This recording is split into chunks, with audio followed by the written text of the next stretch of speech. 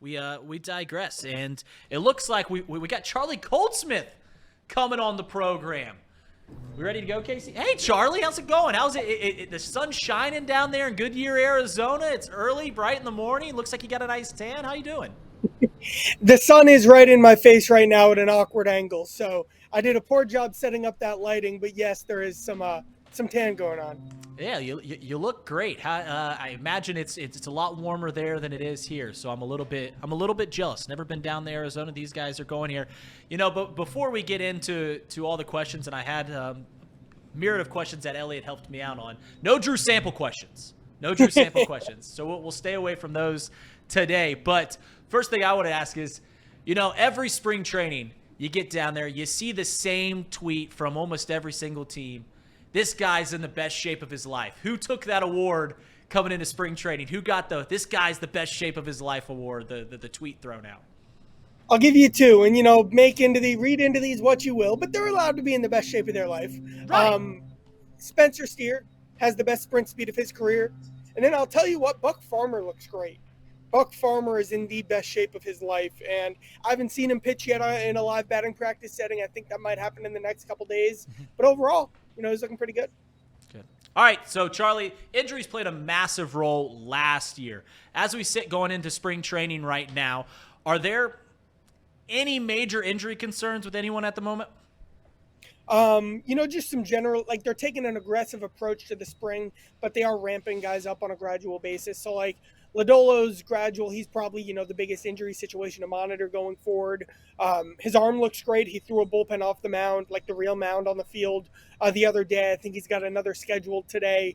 Ashcraft's ramping up, both of them getting kind of their legs back under him. The running progressions, all that kind of stuff. Marte's doing the same thing. Indy is doing the same thing.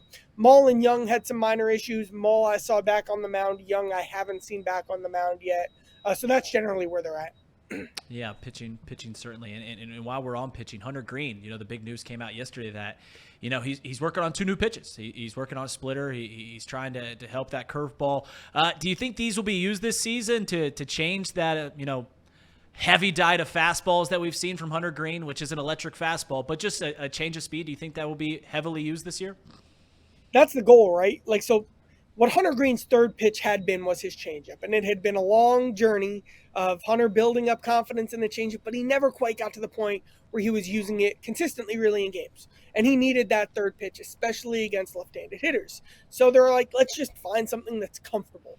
And the curveball definitely something to slow hitters down. But then the splitter, I think, if he really gains confidence in it, that's really what he needs to be consistent and effective against left-handed hitters. So, he already has a high foundation from what he can do and what he can be.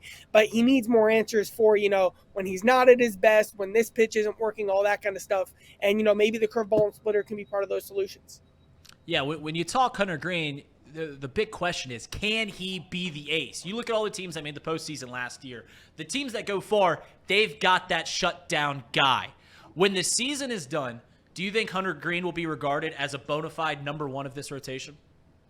So I look at Hunter Green as not like a Steph Curry type, but like a Klay Thompson type. So what I mean by that is when he's on, he can win you games against anyone in baseball. He in the playoffs could outduel Corbin Burns. I know he's in the AL now, but I think in the playoffs, Hunter Green is capable of outdueling that type of pitcher. There are also games where Hunter Green is pushing in the 5th inning and they need to give him a quick hook because something isn't working. He admitted last year he needs to be better when his, top of the line stuff isn't on. And that's a process. We forget how young he is. We forget how short of a minor league career he had due to injuries and COVID and all of that stuff. So it's a progression. I certainly think he has the upside to be, but I do think right now, look at what he did against the Twins last September. He is good enough to win you any game against any lineup. Yeah, he certainly has the shutdown stuff. And I brought this up is if the Reds make the postseason next year, I think the talk, regardless of what happens in the first round they play, will be Hunter Green. He either shut it down or he blew it up. And that's kind of been his MO to this point in the season, which is why he has an inflated ERA. Sometimes he's got it, sometimes he doesn't. But, while we talk about Hunter Green and can he be the ace of this staff, assuming everyone stays healthy. Obviously, Frankie Montas was brought in to help. Graham Ashcraft, Nick Lodolo, who you brought up, have some injury concerns. Assuming everyone is healthy, where do you think this rotation ranks amongst other major league teams. I mean, that's the thing, like, it's health, right? So, like, we talked about Hunter. Hunter can be really good. Lodolo, David Bell said this, and David Bell doesn't say stuff like this just to say it. David Bell said when healthy, Lodolo could be their best pitcher. And I think Lodolo might have been their game one starter last year if the Reds had made the playoffs and if, Lodolo had returned in September and all of that happens. The buzz of camp is Frankie Montas, and he's another guy, like legitimately. Look at the numbers, look at the data, look at the foundation of who he's been. When he is healthy, Frankie Montas has been a top half of the rotation starter. Andrew Abbott, every team wants an Andrew Abbott. He's a pitcher's pitcher who, carried the rotation through September. Ashcraft, everyone's looking for their version of Graham Ashcraft. Brandon Williamson would be in 95% of the rotations in baseball. I think if everyone's healthy, could be a top 10, top 5 rotation. Now, they haven't shown they can be healthy. That's the thing, right? And so I'd project them as more towards the league average right now, just because everyone has to be healthy and prove that. But if they're healthy, if you're giving me that, man, sign me up for this group. Absolutely. Absolutely. A lot of talent there. A lot of talent. Health is the number one key. Let's flip over to the field. Jonathan India, obviously there's been a lot of talk about how Jonathan India's role on the team is going to be. He's going to be moving around the field. Is there anything that you've seen in camp about how he looks, kind of get into the outfield role? So he's been slowed a bit due to, he had to manage the plantar fasciitis. So he's not like going through the full running progressions with the team right now.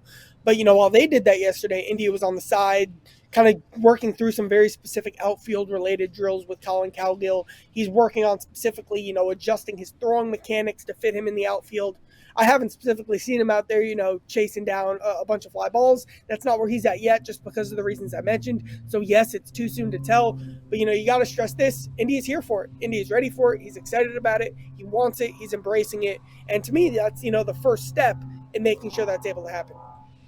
Yeah, Jonathan India is just one of the many pieces that's going to be in the lineup, out of the lineup, moving around, and, there's going to be a lot of players that play, and that's how it was last year, kind of a platoon role, and David Bell said it's going to be very similar to how it was last year, where not everyone's going to be starting every day. Do you think this is the right move going forward based on just all the young pieces that they have, the pieces that they brought in, that, hey, you're not going to play every day, but you're still going to be a big part of this team. You might get 100, 110 games, but there's not going to be a set lineup for 145 games of the year. So I'd do the same thing, and here's what, I don't have all the answers. They don't have all the answers. How many questions are there? Who's better, Will Benson or Christian Encarnacion Strand? I don't know. They don't know. Nobody knows. Who's better, Jonathan India or Noel Marte? We could keep playing this game. Jake Fraley or Spencer Steer. Spencer had a better season last year. I understand, but just purely against right-handed pitchers, who's the better hitter in those situations? Who's the better defender as a corner outfielder? We could play this game with 9 players on the roster, and if you asked 100 people to rank them, the survey would say that there'd be about 100 different answers for where those guys rank. So they just kind of need more information, but the baseline is these guys are really talented, and kind of Ellie and McClann have a head start. I think they'll play the most. Friedel as well as your everyday center fielder. But aside from that, there's just so much they need to learn about this group that we'll see over the course of the season. Yeah, well, one piece that, high ceiling, a lot of people are very high on him, Noel Marte, right? Obviously, the Reds signed Jeimer Candelario this offseason. Is there a world in which Marte takes that everyday starting third base role away from perceived Candelario? Of course, 100%, especially if Candelario is comfortable and successful at first base. Noel Marte was the best hitter in September. He's very confident about offseason adjustments he's made to tap more into the power. That was really what was so encouraging too. I talked to him about this yesterday. When the Reds traded for him, they got a power hitting shortstop. That was the scouting report. And then the first skills he demonstrated at the big league level were the approach to the plate, the consistency. Ellie De La Cruz is great, and he's made some adjustments to work on all that stuff. But think of where Ellie struggled last year. Noel Marte didn't have any of that. He was good at all of that stuff right away, and now he's really combining that with power, and that's where the upside gets really exciting. So he's really molding himself into, I think, an all-star caliber type of player when you look at the long-term trajectory of his career. And so certainly if that happens sooner than later, that's totally a possibility for this season. I don't know how old you are, Charlie. Are you a millennial or a Gen Zer? I don't know. Born in 1998. I don't know what that makes me. That would make you a Gen Zer. So from one Gen Zer to another, I'm going to ask you a very Gen Z question. What are the vibes around camp? What are they around camp? Because it's a very different, going into the season. Last year, projected to win 65 games. This year, very real hopes to make the postseason to win the division. What are the vibes around camp? Here's where Reds fans start to get excited. I've made this point a couple times. Like, the band's back together. And the vibes are there's no introduction. There's no feeling out where people fit on the team. It's been like they've been talking about what they were going to do in the first week of spring training since September 30th, when they got eliminated.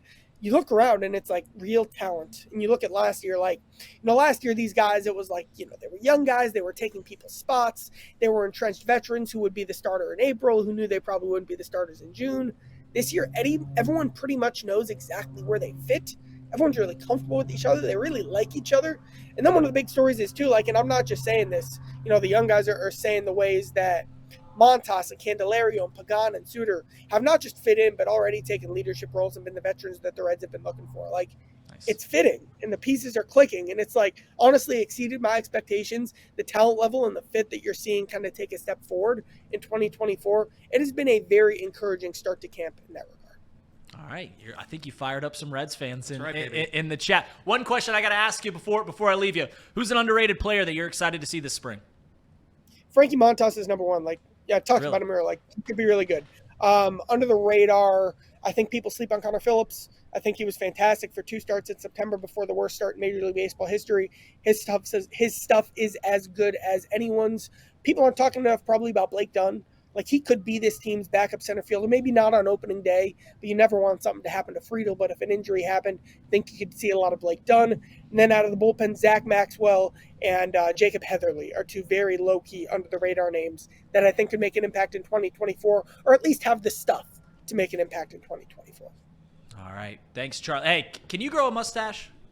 Are you capable? You cannot grow a mustache? Oh, I could, but it wouldn't look good. I say next time we bring you on, we'll just be mustache guys. I've been growing mine out, and it's been very specific for this interview. I wanted to impress you, Charlie, so I hope I did with my mustache. Well, I'm impressed. Impressed. Thank you. All right, Charlie, thank you. Thank you for hopping on. I know it's early out there in Arizona. Always bring the good stuff. Thank you. You can find Charlie Goldsmith at Cincinnati.com. We'll see you next time. Thanks, man. See you.